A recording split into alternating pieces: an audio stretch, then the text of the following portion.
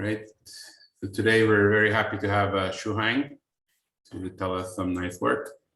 Please take it away. All right, thank you very much for inviting me to give a talk here. I'm going to talk about a recent paper that I wrote with my student Yicho Choi and a postdoc at MIT, Hota Len. And there's a very closely related paper by Clay and Kantaro that appear in the same week that I will also mention along the way. So please take a look at both of the papers. There are some overlapping results, but there are also many complementary results. The title of the talk will be Non-invertible global symmetries in the standard model. So let's start with a very simple system that we have all learned at some point in our life. Consider 3+1 dimensional QED with a massless unit charge Dirac fermion. So the simplest version of the QED of quantum field theory. There's a classical axial U1 symmetry that rotates the Dirac fermion with a gamma 5 matrix. Here I normalize the angle alpha with a factor of 2. You don't have to worry about it too much. It's just because when in this normalization, alpha is 2 pi periodic. And if you set alpha equals to 2 pi, that corresponds to the fermion parity, which is part of the gauge symmetry. But don't worry about the 2 that much. And we all learn in textbooks that there's an Adler-Bell-Jaquif anomaly, implying that the classical U1 axial symmetry fails to be a global symmetry quantum mechanically. The ABJ anomaly was discovered in the late 60s to explain the neutral pion decay. And it successfully determined the coupling between the neutral pion and the photons. And it also successfully predicts that there should be 3 colors of quarks. And this is all before the era of QCD, so it was a really impressive calculation.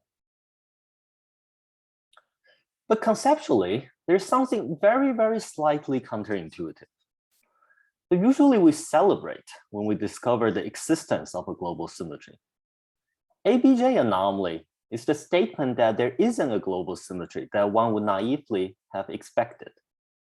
So how come we could derive all these quantitative results from the absence of a global symmetry? Of course, one viewpoint is to treat the electromagnetic gauge field as background. And this is fully justified because the fine structure constant is small. And in the weak coupling limit, we can, the pi 0 FF term follows from the Wetzel-Minot term, which captures all the 2-hoop anomalies in the chiral Lagrangian. And one can view the coupling here as a consequence of the 2-hoop anomaly matching condition. But if we do not use the fact that the fine structure constant is small, wouldn't it be nice if we can reinterpret this classic result from the existence of certain generalized global symmetry rather than the absence thereof? And that's one of the motivations for the talk today.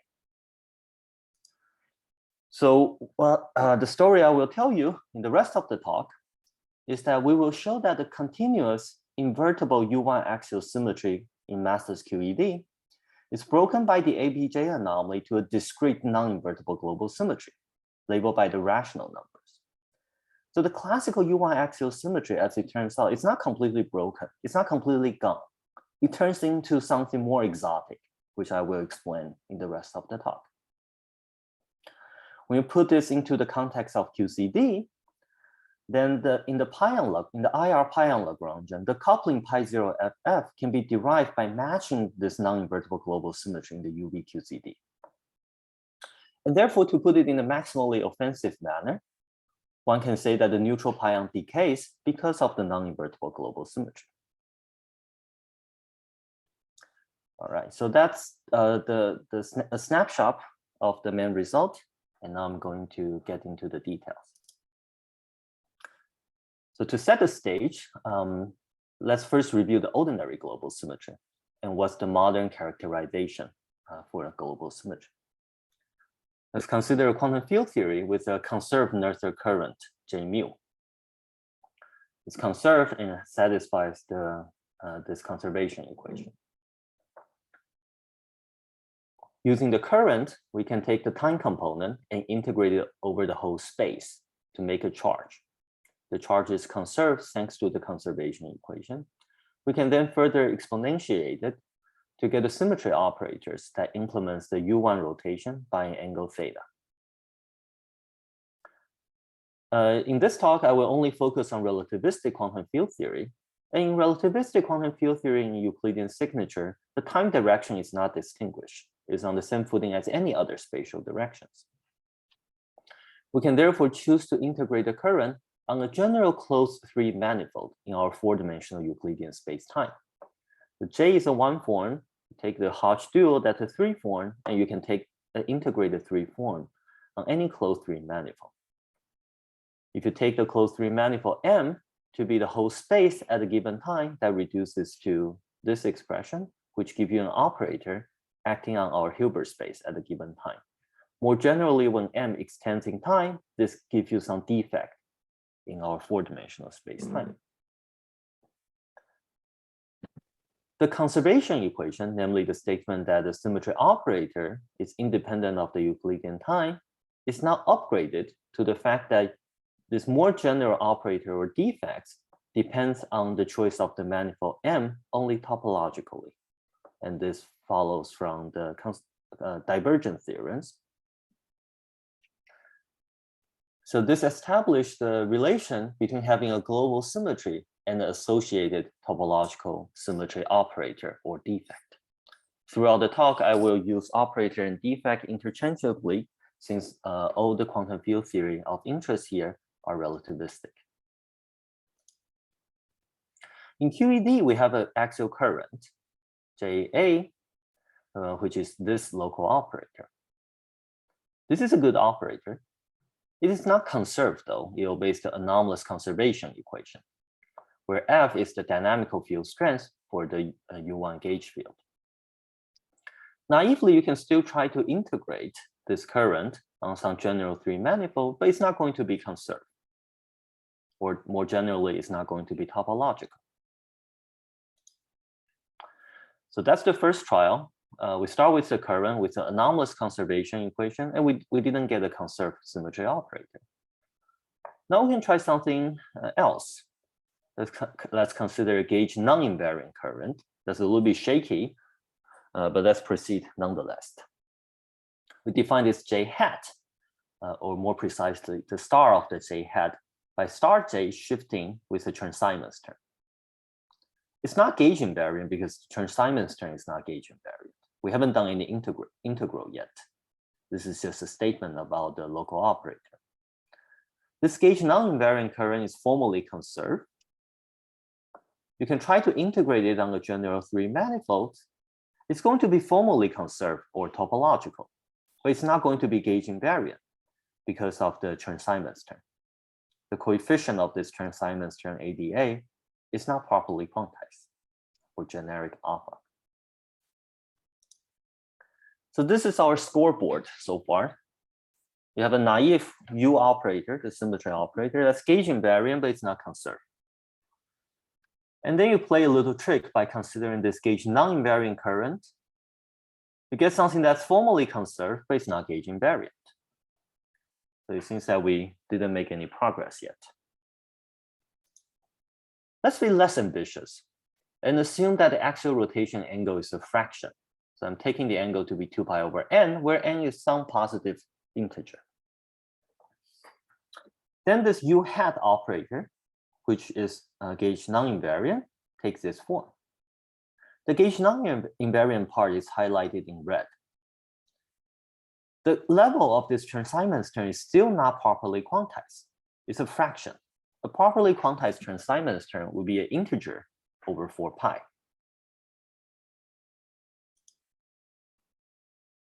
However, this term has a long history in condensed matter physics. This action in 2 + 1 dimensions is commonly used to describe the nu equals to 1 over n fractional quantum Hall effect. It is, however, not gauge-invariant. Fortunately, in condensed matter physics, there's a well-known fix to this issue. The more precise gauge-invariant Lagrangian for the fractional quantum Hall effect is known to be this one. where we have introduced a dynamical U1 gauge field living on the 2+1D manifold M, little a. What's the relation between this naive gauge non-invariant fractional Chern-Simons term and this more precise gauge invariant Lagrangian? So we have gone from here to here. Naively, you can start from the right and integrate out the little a, the new dynamical gauge field. When you integrate it out, you obtain this relation, at least formally. You then substitute this equality back into the blue Lagrangian, and that returns the original fractional Chern-Simons. This is, however, illegal, since both little a and capital A are properly quantized gauge fields. They have quantized fluxes. And therefore, you cannot divide one by a factor of n. And hence, I put quotation marks on this gauge non-invariant Lagrangian and this illegal manipulation. Of course, this is expected. On the left, you have a gauge non-invariant illegal Lagrangian. On the right, you have a perfectly gauge invariant legal Lagrangian. To relate something illegal to something legal, you have to do an illegal move. The correct perspective is that the blue Lagrangian is the precise gauge invariant description of the fractional quantum Hall. Motivated by this discussion of fractional quantum Hall in 2+1D, we can now define a new operator back in the context of 3+1 dimensional QED. We started with this gauge non-invariant U-hat operator, but we couldn't make sense out of it. And now I'm just going to replace this fractional Chern-Simons by something else. And this defines a new operator, which I call D, with a subscript 1/n.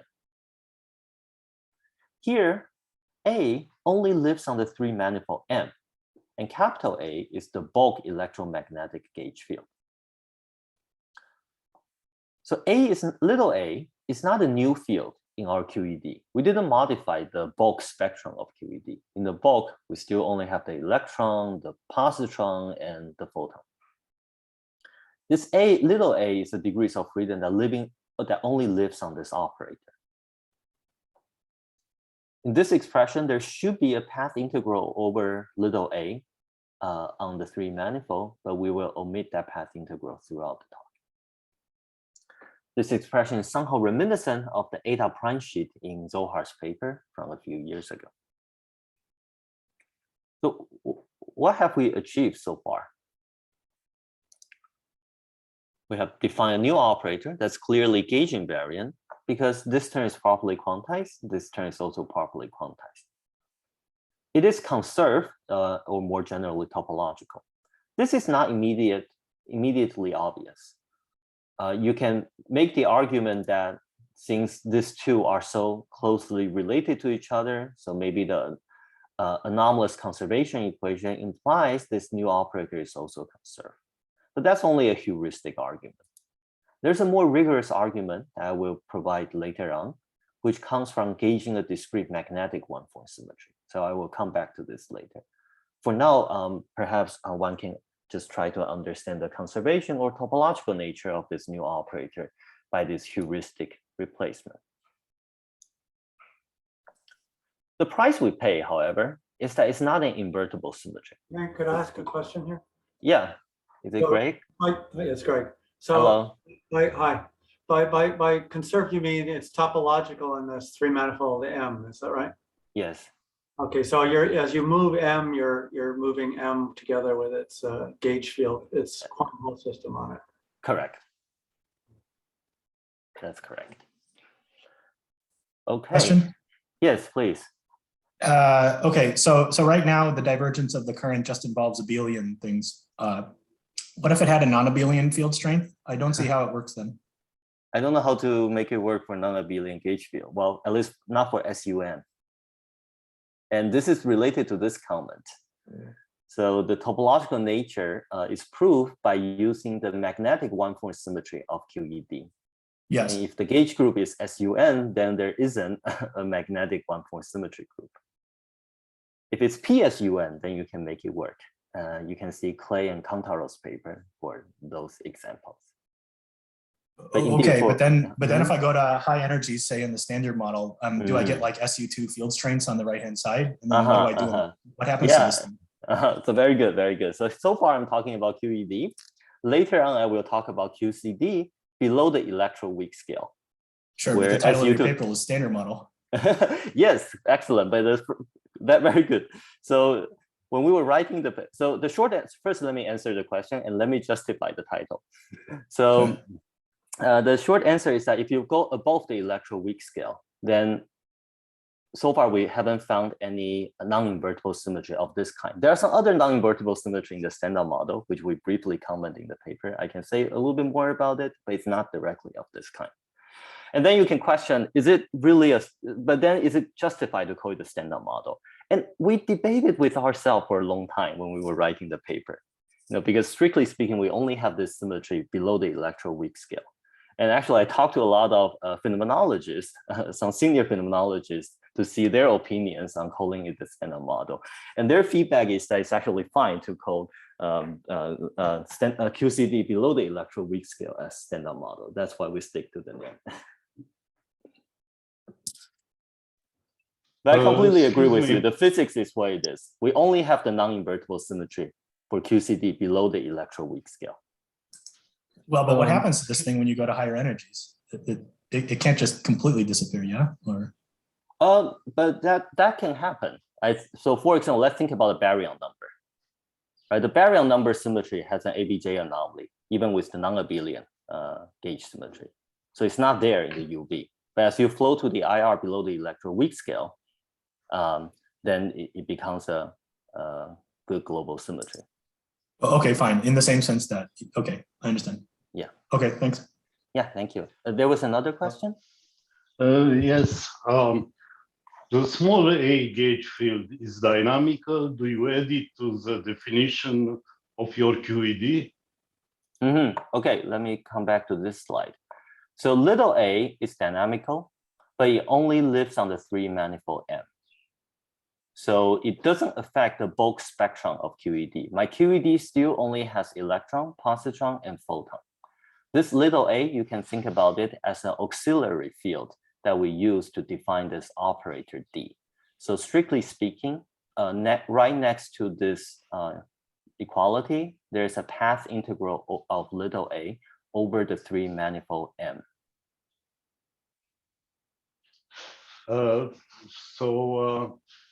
Is in the basic path integral defining QED, is there a small a field which is integrated over or not with this action?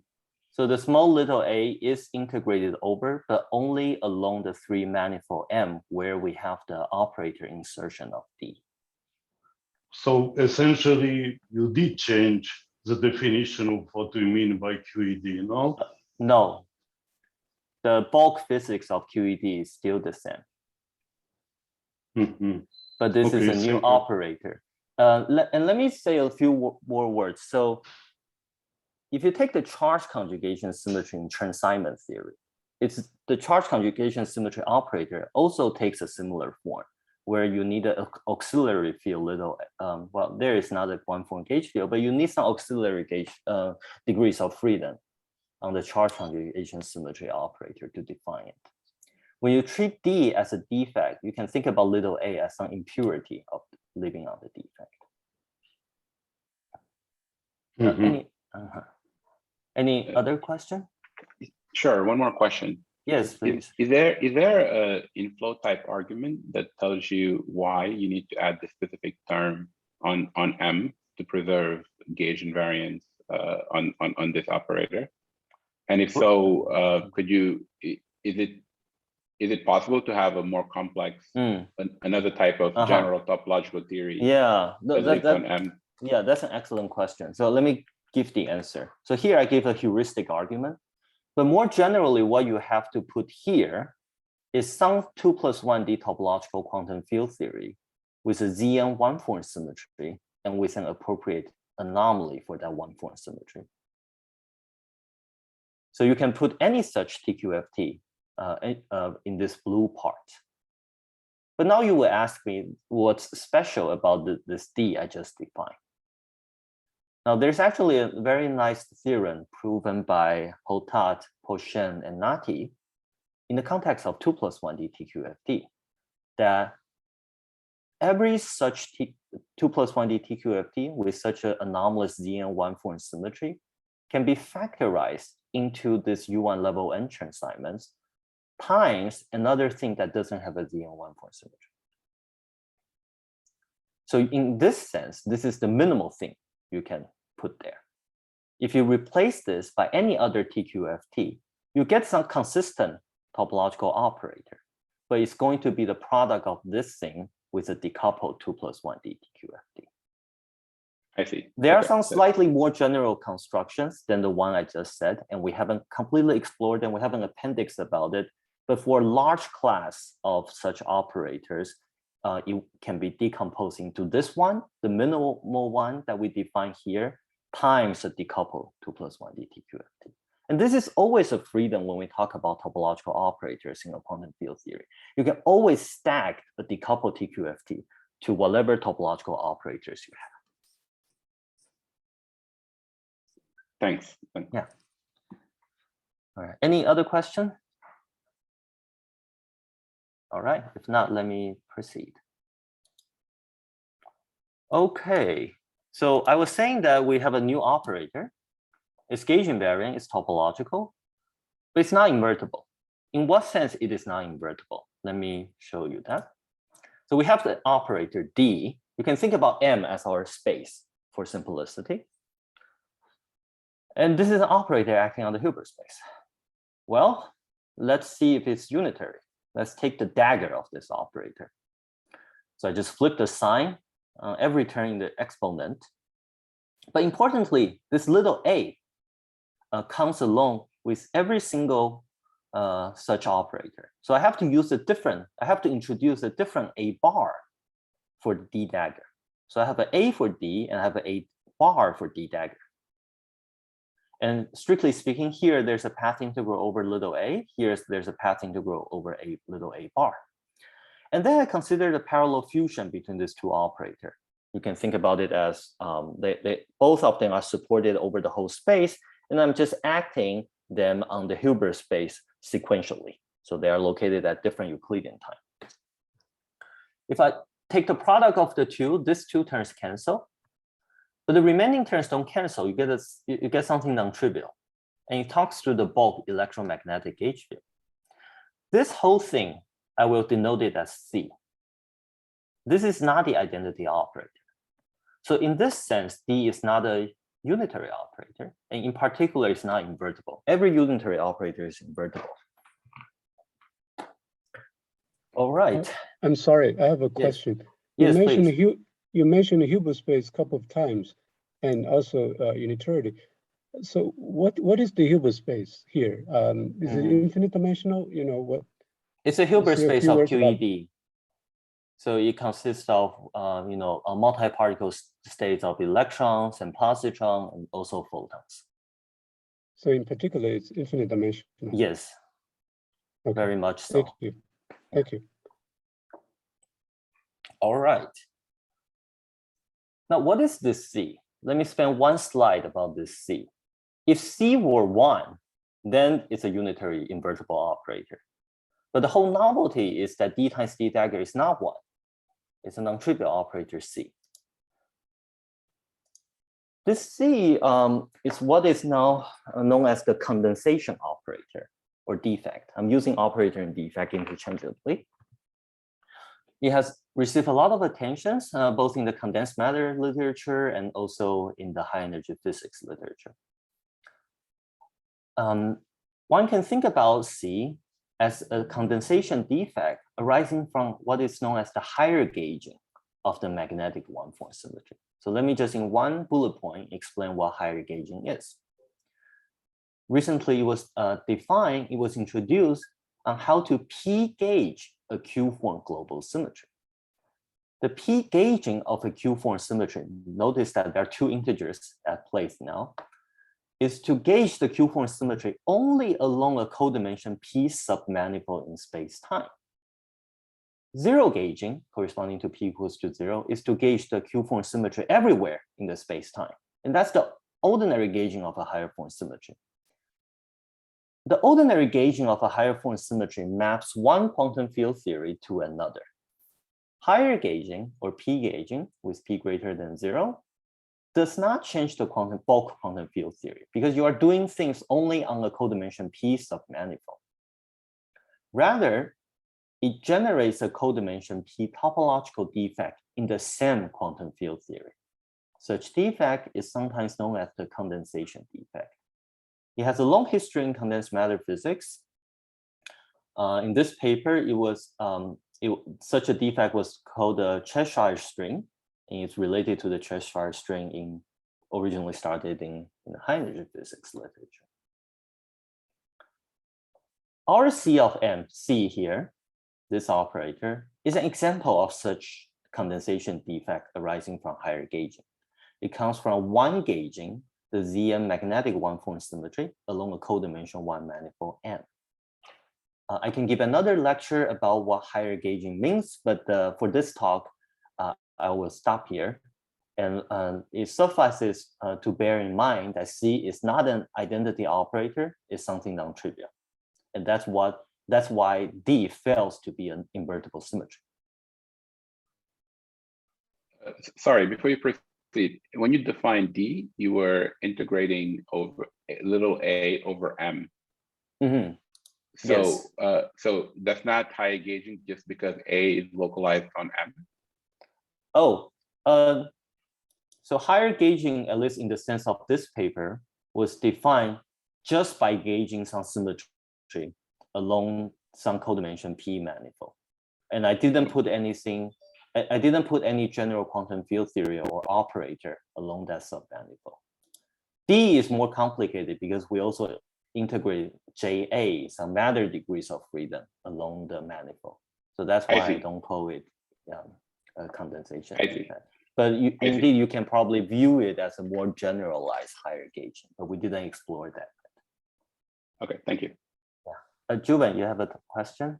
Just make sure. So for P gauging, when P is larger than 0, does the P gauging change the Hilbert space of the original theory? It kind of depends on where you put the defect. The short answer is no. So let's say you take the manifold to be some manifold at a fixed time.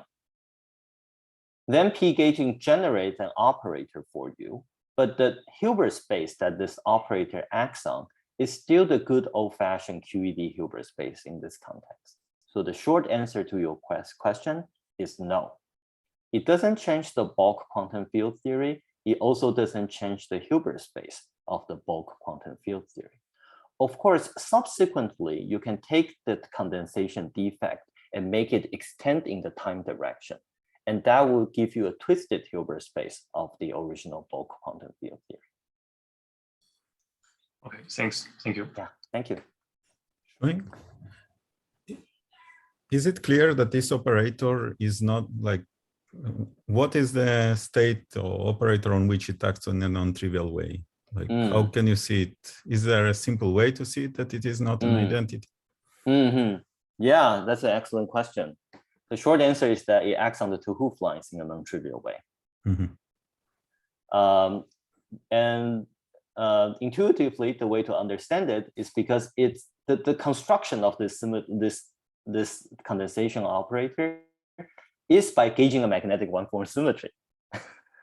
And magnetic one-form symmetry act on the two hoof lines. I see. So that's the short answer. And and in this paper, we give a very complete answer in the context of 2+1D quantum field theory. We give a very detailed characterization on how condensation operator act on various defects and operators. And let me just say one quick thing. So the charge conjugation symmetry in Chern-Simons theory is one example of a condensation operator. And it does act non-trivially on the Wilson line. It changes the charge of the Wilson line. I see. Okay, thank you. Yeah. All right. Well, let me proceed. Now, so previously I take alpha to be 2 pi over n. It's easy to generalize this construction to arbitrary rational angle where alpha is 2 pi p over n and p and n are coprime. And this is related to Ibu's previous question. Now we just have to put some TQFT with the correct anomalous ZN one-point symmetry. And the minimal choice is what is known as the AN comma P, and that's the minimal ZN TQFT.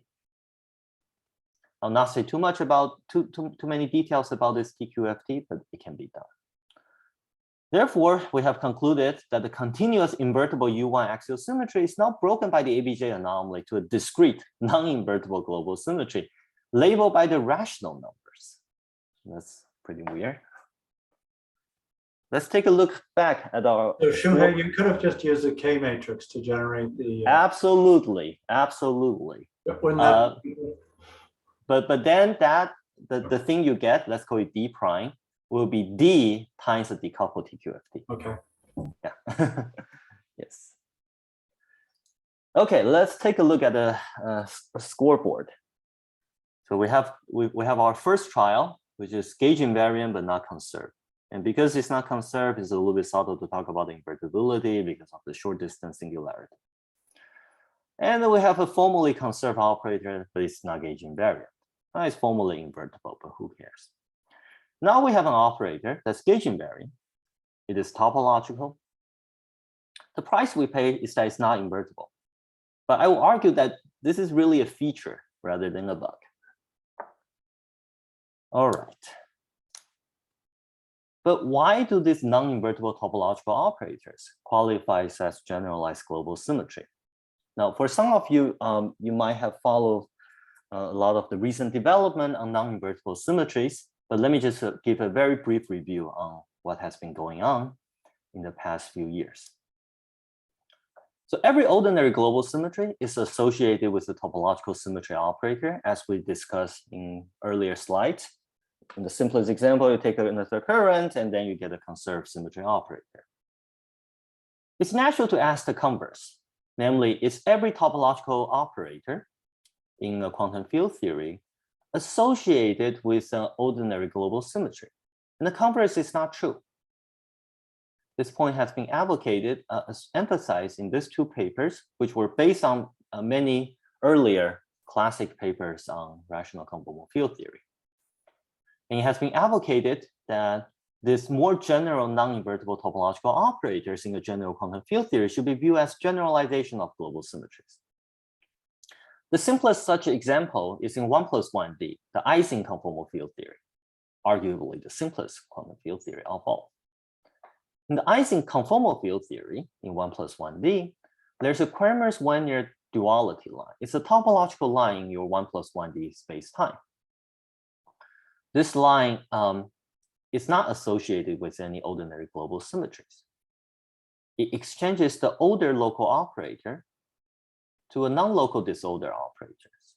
So when you bring the order operator past this topological line D, it becomes the disorder operator that's attached to a branch cut Z2 line.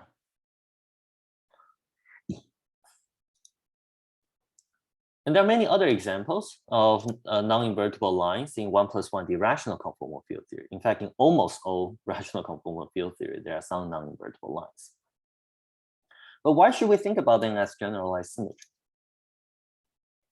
The first argument here, I will present some of the arguments for this more generalized modern point of view. First, some non-invertible lines or some non-invertible symmetries can be gauged in a generalized fashion. This has been developed extensively in 1+1D, and there are also generalizations in higher D. But sometimes there could be an obstruction to gauging these non-invertible symmetries. And these obstructions can be viewed as generalized anomalies to gauging. And they lead to generalized Tilfoof anomaly matching condition, which in turn lead to non-trivial constraints on renormalization group flows, which has been an active subject in the literature in the past few years. Finally, in quantum gravity, it's commonly believed that there's no global symmetry. This no global symmetry conjecture is recently argued to be generalized to the absence of not just invertible global symmetries, but also non-invertible global symmetries. There are many other arguments, but let me just stop here. In the past year, roughly starting, in the past year, there has been a lot of developments on constructing non-invertible symmetries in familiar 3+1D lattice and continuum gauge theories. This includes Z2 lattice gauge theories, ordinary Maxwell gauge theory, 4D equals to 4 super Young-Mills, and ordinary Young-Mill theory with orthogonal gauge groups. There has been a lot of papers appearing in just the past year on this subject. And some of these constructions apply to quantum field theories that are invariant under gauging a discrete one-form global symmetry. So the idea is that you start with a quantum field theory with a one-form symmetry G. Completely generally, you can gauge the one-form global symmetry only on half of the space-time. So this line is a codimension 1 domain wall or defect separating two halves of the space-time. And you impose a Dirichlet boundary condition for the discrete gauge field of the one-form global symmetry G. Generally, this gives you a topological interface between the quantum field theory you start with and another quantum field theory, namely its gauged version.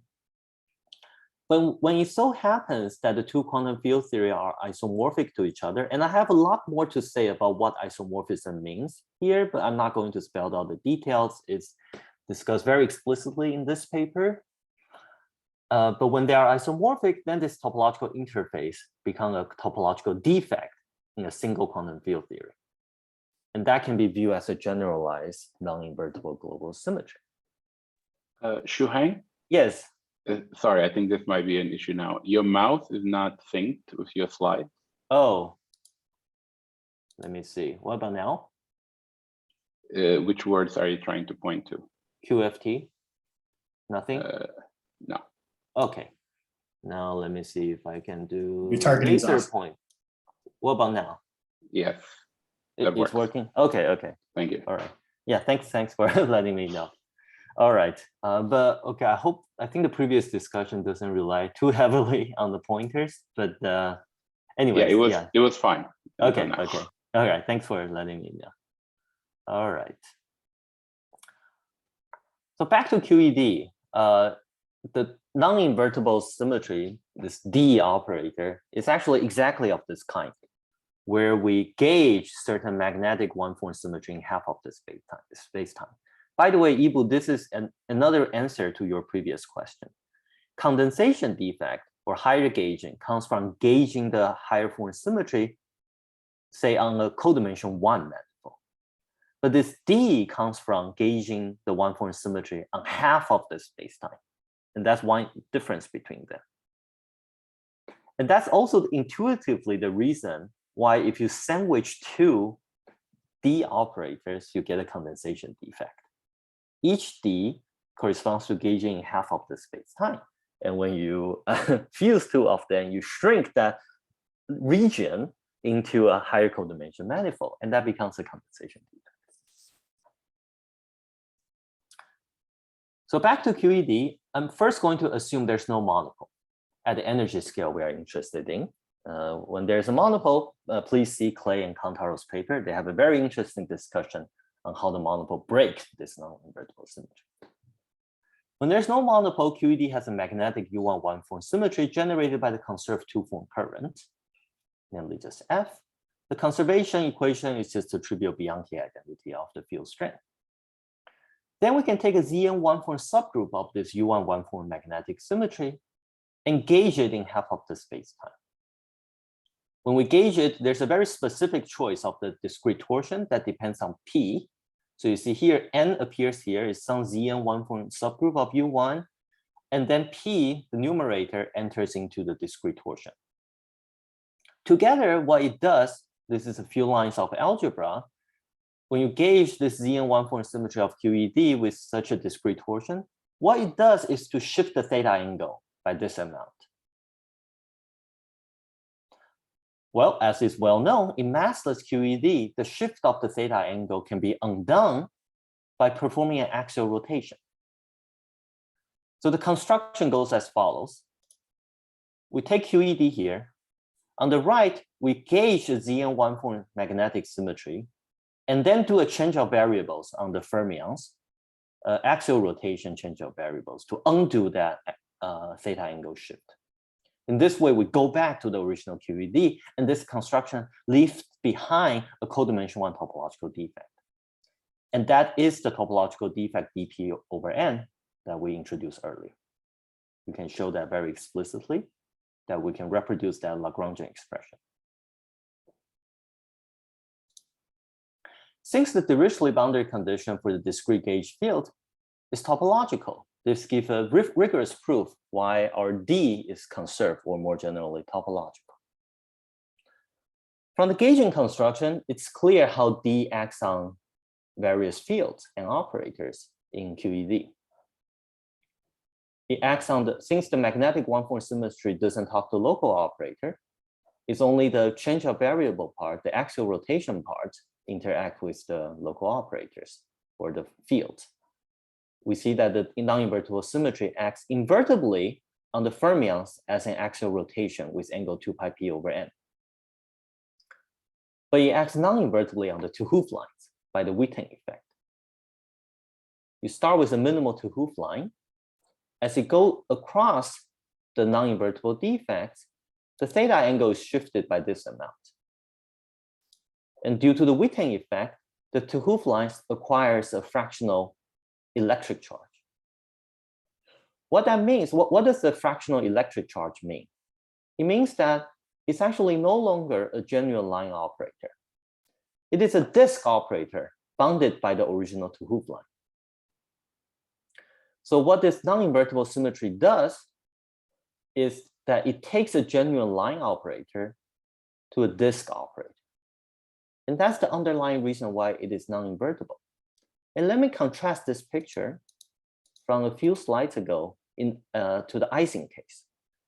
The Cramer's one-near duality topological line takes an order operator to a disorder operator. It maps a genuine local operator to a point operator attached to a line. And that's exactly what happens here too. All right. Shu-Heng, I don't understand what you said. I mean, that transformation looks pretty invertible to me. Ah. You know, I say the inverse is multiplying the exponential of e to the minus ip over n times the integral of f. Yeah, so Greg, thanks for that question, because I completely glossed over that. And the reason I gloss over that because it's subtle. And let me go back to the Ising case. You can make the same complaint for Ising, right? You can pull the low sigma past the D, and you can pull it back. When you go there, it's a mu, and you pull it back, it's sigma. It looks completely invertible, right? Did I understand that's your question? Well, I guess that's a version of the question, but I mean, you know, it's just the transformation you wrote. I thought I could instantly spot how to invert that transformation. So that's Yes, so let me give you an answer in the Ising case. And it will then straightforwardly generalize to the QED case. In the Ising case, when we say D acts on operator, there are actually two ways to define the action. One way is through this Euclidean configuration, where I set up a D and I pull this line past the operator, sigma, and then I can pull it back.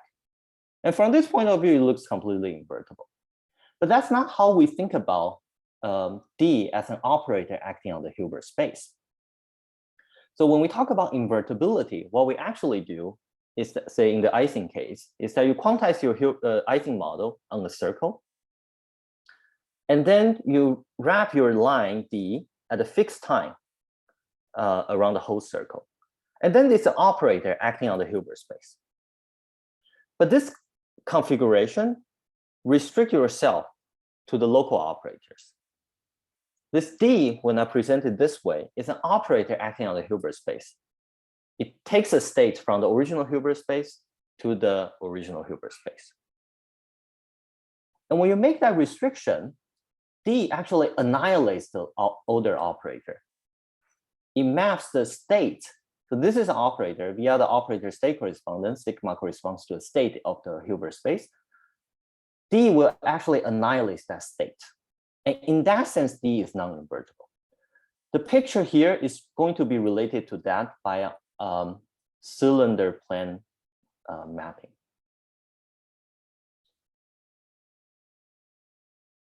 This is a very subtle point that we try to explain in this 2018 paper. Okay, okay. I mean, what you said sounds clear, but so are you claiming that in the Maxwell case that the that this operation curly d sub p over n has a kernel when acting in the Hilbert space?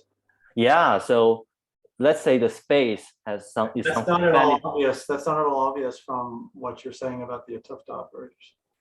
So the idea is that you start with a 3 manifold, and let's say there's a non-trivial 1 cycle. So let's say the 3 manifold is S1 times S2. You can wrap the 2 hoof line around the S1 in space. That prepare a state of the ordinary QED Hilbert space on S2 times S1. My claim is that D will annihilate that state. What happens if you pass the H gamma to D dagger? If you insert a D dagger after and pass the surface? That's an excellent question. Yeah. What happens is that so you set up D and D dagger here, and you pull your H through them, right? And you can collide the D and D dagger. And as I told you before, that becomes a condensation defect. So what happens is that the 2 hoof line, when you pull through D and D dagger, which is equivalent to the condensation defect, it's still a 2 hoof line on the right. So the 2 hoof line just go through the condensation defect, but it leaves behind some line on the condensation defect.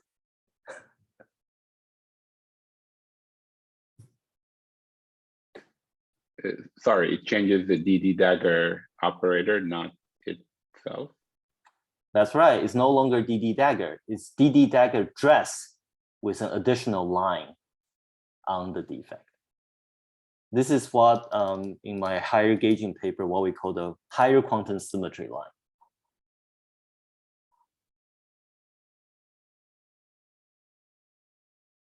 I can say a little bit more about that line. So when you 1 gauge a 1-point symmetry on a codimension 1 manifold, it is as if you are gauging a 0-point symmetry on the 3 manifold. What happens when you gauge a 0-point symmetry on a 3 manifold? There's going to be a quantum symmetry. And what is the form degree of a quantum symmetry? It's going to be a 1-point symmetry. So there's a quantum symmetry for higher gauging. And the quantum symmetry is not a genuine defect in the bulk QFT. It's a defect lying on the condensation defect. And the line that this 2 hoof line left over is exactly the quantum symmetry line when you 1 gauge the magnetic symmetry. So you're saying the C operator has a memory of which operator did have gone through? That's right, exactly.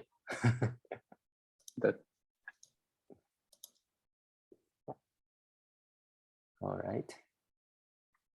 Let me talk about some consequences of this non-invertible symmetry. Let me start with the notion of 2 Hoof's notion of naturalness. 2 Hoof said, given a quantum field theory, let's impose a global symmetry G.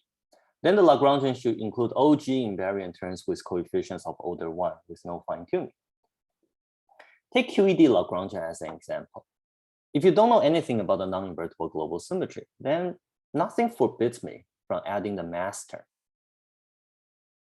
Mass term doesn't violate any symmetry of the massless QED. But now with the non-invertible global symmetry in mind, you see that the electron mass term actually violates that symmetry. So recall that the non-invertible global symmetry acts on the fermions just as an axial rotation. Therefore, we can say that the electron is naturally massless in QED because of the non-invertible global symmetry. And I really encourage you to see Clay and Kantaro's paper for more discussion of naturalness. Excuse me, Shu-Heng, but yes. why not just forbid the mass term by usual chiral symmetry? But the chiral symmetry isn't there. That's the whole point of ABJ. But there's also discrete chiral symmetry left. I only have 1 flavor though. Okay. Yeah, this is 1 flavor QED. There's no leftover chiral symmetry. Okay, but with a flavor more than 1, you can. Fair enough. Fair enough. Thanks. Okay, so that's kind of a simple consequence. But it's kind of funny. It's kind of interesting to see how 't Hooft thought about it back in 1980s. So let's take a look. This is a paragraph on 't Hooft's 1980s paper where he first introduced naturalness. He said QED is a natural quantum field theory. The title of that section is Naturalness in Quantum Electrodynamics. And Juven said exactly the same thing that 't Hooft said. The relevant symmetry that tells you that QED is natural is the chiral symmetry, namely the axial symmetry. But 't Hooft, of course, understood the ABJ anomaly. So he added a sentence at the end of that paragraph. He said, we need not be concerned about the ABJ anomaly here because the photon field being abelian and there's no non-trivial instanton in flat space. And that is correct. But here we are providing an alternative understanding of the naturalness of electron mass. The electron is naturally massless because of the non-invertible symmetry. What are the other consequences? The non-invertible symmetries act invertibly on the fermions, and therefore it leads to selection rules on scattering amplitudes of electron and photons. In particular, it implies that the total helicity of the electrons and positrons has to be conserved in massless QED. Note that the helicity of the photon need not be conserved. Shu-Heng? Yes. Can I ask you a question just about your previous slide, which Yeah. is, so of course, in theories where we want to explain why we have charge quantization, we might want the monopoles back. So, and in that case, right, this symmetry is now explicitly broken. So you no longer have this argument. So is there a tension between charge quantization and explaining the masslessness of the electron? That seems to be what you're saying. I wouldn't think of the quantization of the charge as the consequence of monopole. I would say that when we discuss QED, or more precisely compact U1 QED, we should normalize the gauge field by demanding the flux is quantized. And this point was actually important in our earlier discussion, where that underlines the reason why we cannot divide the gauge field by any factor of n. But your question is still very interesting. You can ask what happens when we introduce the monopole. And I really encourage you to read this paper by Clay and Cantaro, where they discuss the technical naturalness of the electron mass in the presence of heavy monopole. So in that case, you weakly break the magnetic one-form symmetry and the non-invertible global symmetry, and you can say more about the electron mass in that case. Okay, I will read that paper closely. Thank you. Yeah, thanks.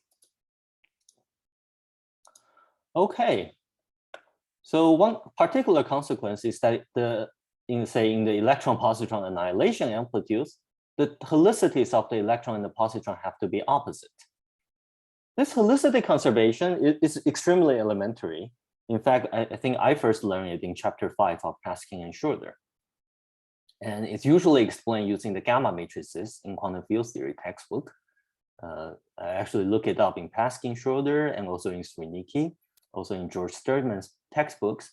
In all these textbooks, the way we explain it is to move the gamma phi from one place to another, and then reach the conclusion that the amplitude vanish unless the electron and positron have opposite helicity. And of course, all the authors of this textbook, they know there's a chiral symmetry, but they didn't want to use the chiral symmetry argument because down the road, it's going to suffer from the ABJ anomaly. But now that we see that there's actually an alternative explanation for the helicity conservation in massless QED from the non-invertible symmetry. All right, let me move on to QCD. And as Jonathan already expected, I'm going to assume that I'm below the electroweak scale so that the gauge symmetry SU2 times U1 is broken to U1 electromagnetic. And let's consider the massless QCD Lagrangian for the up and down quarks only. Classically, there's an axial global symmetry that acts on the up and down quarks in this fashion. There's a gamma phi, that's why it's axial. Importantly, there's also a sigma 3. And that's why this is the classical symmetry associated with the neutral pion. This symmetry, which I call U1A3, where the 3 stands for sigma 3, it suffers from an ABJ anomaly when you turn on the electromagnetic U1 gauge field. So the triangle diagram is this one. This is not to be confused with the other axial symmetry U1A that rotates the up and down without the sigma 3. This one suffers from an ABJ anomaly with the SU3 color gauge symmetry. I don't have anything intelligent to say about it. Namely, I'm only going to make comments about the pions, but not the eta prime. So we have this ABJ anomaly in QCD coupled to electromagnetic gauge fields. And therefore, I can run exactly the same argument as before to conclude that there is an infinite non-invertible global symmetry D in the UV QCD. And here, UV, you should probably put the quotation marks because I'm assuming that I'm below the electroweak scale, but still way above the pion scale. Now the question is, how does the IR pion Lagrangian capture this non-invertible global symmetry in the UV QCD?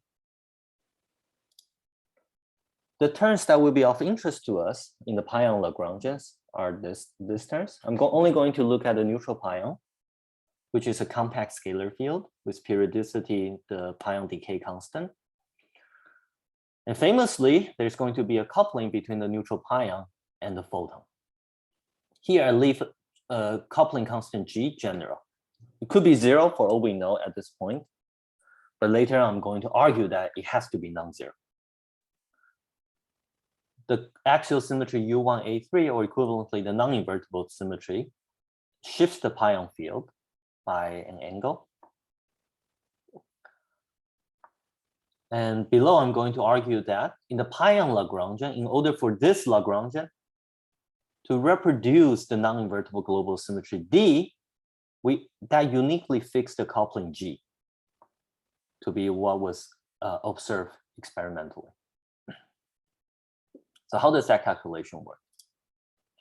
We take the bulk pion Lagrangian, and at x equals to 0, I insert the defect of D, which take this form. JA3 is derivative of pion, it shifts the pion field. So here I'm treating D as a defect. So now in this defect configuration, I just write down all the equation of motion for the pion, for the little a that only lives at x equals to 0. So now the M manifold is x equals to 0. And also for the capital A, the electromagnetic gauge field. And you get these three equations. These three equations are only compatible with each other if the coupling G here is this particular number. And therefore, we see that in order to match this non-invertible global symmetry in the pion Lagrangian, we have to have a pi0 FF coupling. Conventionally, the pion decay is explained by the ABJ anomaly. That was how the ABJ papers were first written. And of course, since the fine structure constant is so small, we can treat the electromagnetic gauge field as backgrounds, and then the pi0 FF follows from the two-hoop anomaly matching condition by pretending that the electromagnetic gauge symmetry is a global symmetry. But here we provide an alternative explanation for the pion decay as a direct consequence from matching the non-invertible global symmetry in the UV QCD. And here we don't have to use the fact that the fine structure constant is small. The non-invertible global symmetry gives an invariant characterization of the ABJ anomalies in terms of the existence of a generalized global symmetry rather than the absence thereof. Even though the is that really a fair statement, though? Go ahead. If alpha is like order 1, then you'd expect monopoles to be present like at the same order. So, well, but I think that really depends on what you assume to be the monopole mass, right? Do we really expect... why would it be different from the electrons if it's order 1 alpha? Well, the monopole can still be very heavy, right? Yeah. Can it just be an argument to say that the alpha prime have to be small? Alpha has to, the fine structure constant has to be small. Yeah. No, he's saying it's more general. He's saying you didn't have to assume alpha was small. Yeah, the ordinary argument using ABJ or two-hoop assume alpha is small.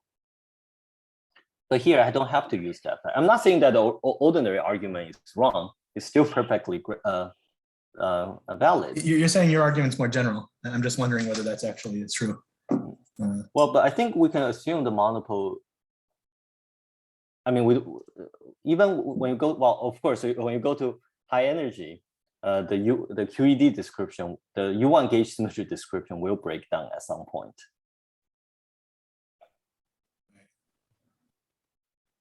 Okay, well, we can talk about it later, I guess.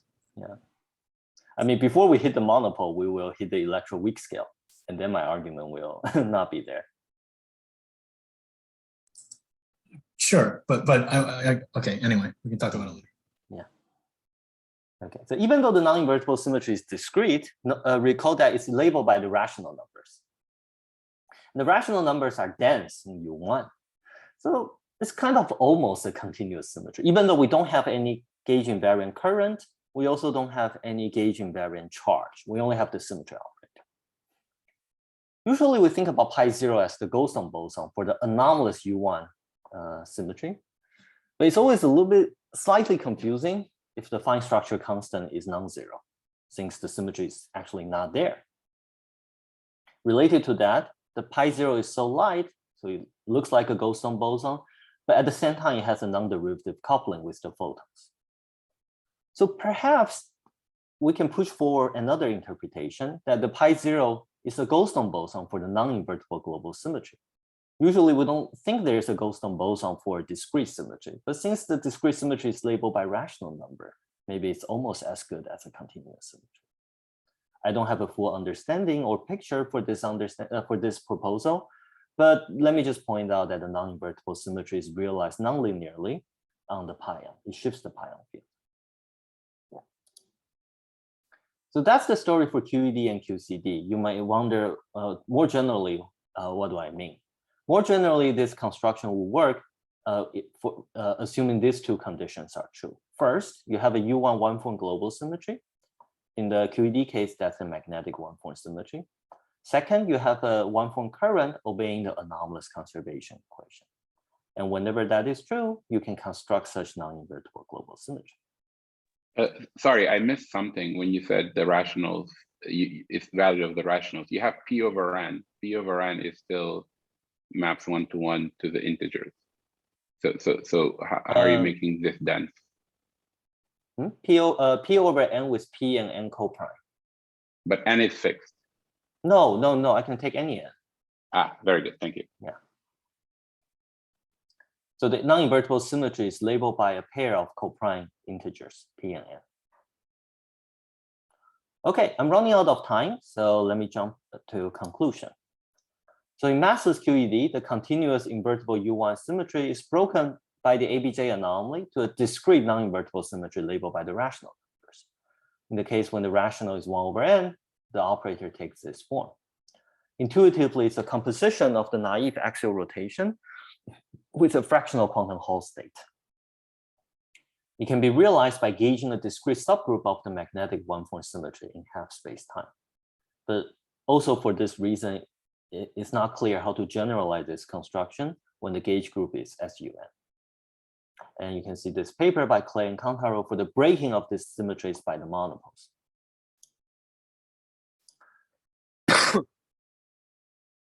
Then we extend this construction to QCD below the electroweak scale when it couples to the dynamic electromagnetic gauge field. In that context, the ion-pion Lagrangian will produce these non-invertible symmetries provided that you have a pi0 FF coupling with this precise coefficient. So to put it in a maximally offensive manner, the neutral pion decays because of the non-invertible global symmetry. This Lagrangian takes the identical form as the axial Maxwell theory. So you also conclude that the axial Maxwell theory has a non-invertible global symmetry, and perhaps the axiom can be thought of as the Goldstone boson, not of an anomalous U1 symmetry that always confuses me a little bit, but of a non-invertible global symmetry. And please see this paper by Clay and Cantaro for more discussion on axioms. All right, I'm going to leave with this slide where I made a little timeline for some developments of non-invertible symmetries in the past decade. And you can see that starting from last year, there has really been a lot of developments And I really look forward to future developments that's yet to come. Thank you very much. Okay, let's thank Shu-Heng for the wonderful talk. If you have a question, just please go ahead and unmute yourself. We can do some well-behaved questions, and then we'll turn off the recording, and then you can go off as you wish. Yes, John, you have a question? Yes, I mean, does this argument generalize to the coupling to R wedge R? I mean, that as well. I mean, that's of course got some similarities with the non-abelian case as well, but that is different as well. You mean when we make the gravity dynamical? Yes, exactly. Well, that's an interesting question, but of course, when gravity is truly dynamical, we don't think there should be any topological operators. Well, indeed, that's exactly why I right. Yes. But how is it different from the non-abelian field strength issue? So I don't know. I mean, I think the simplest. It seems identical. It's saying I want to have like a non-abelian Chern-Simons with a fractional level. Well, I think first of all, when we make gravity dynamical, one scenario is just that it's completely broken, right? The symmetry is just not there. There's no analog of the fractional quantum Hall, and this construction just failed. That's indeed one possibility.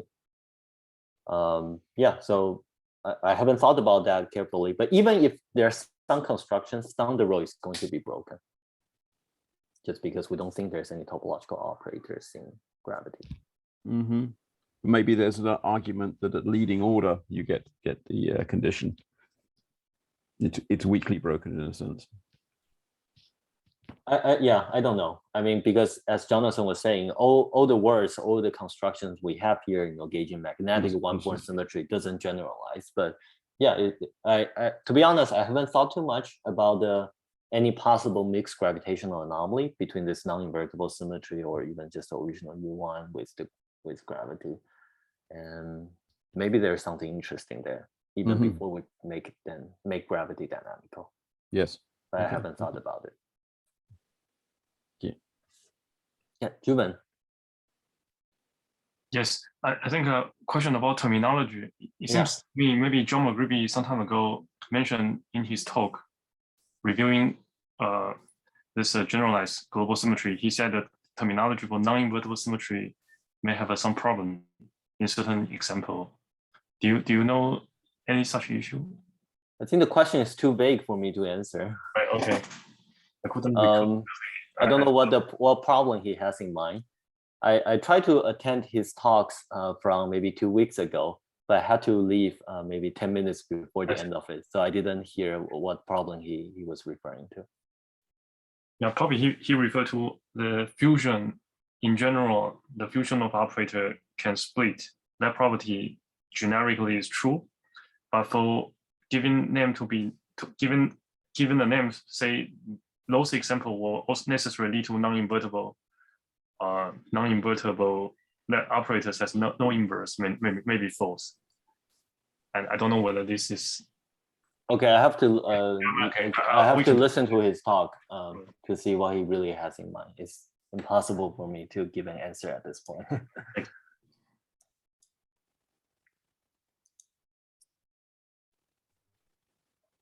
So Shu-Heng, I think I know the answer to this, but you derived the pi-naught FF coupling from a matching condition using quote non-invertible symmetry.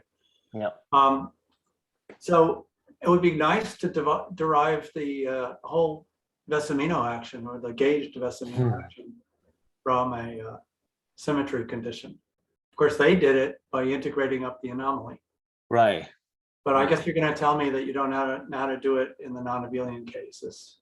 Yeah. I completely agree. I mean, what about other rational conformal field theories like cosets? I understand that the level of a simple, the Chern-Simons level of a simple gauge group, of course, has to be quantized. But but what if you take several factors and relate them, as in the coset construction of conformal field theory a la Chern-Simons? Indeed, I think maybe it's related, but PSUN does have, if the gauge group is PSUN, then there is such a construction.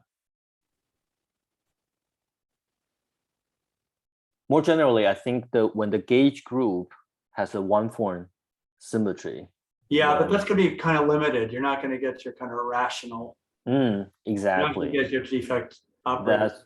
That's right. At That's best, right. Cyclic group or something. Or That's right. Something related to You only get finitely many such non-invertible symmetry. Here we have a rational worth of things because we started with a U1 one-form symmetry.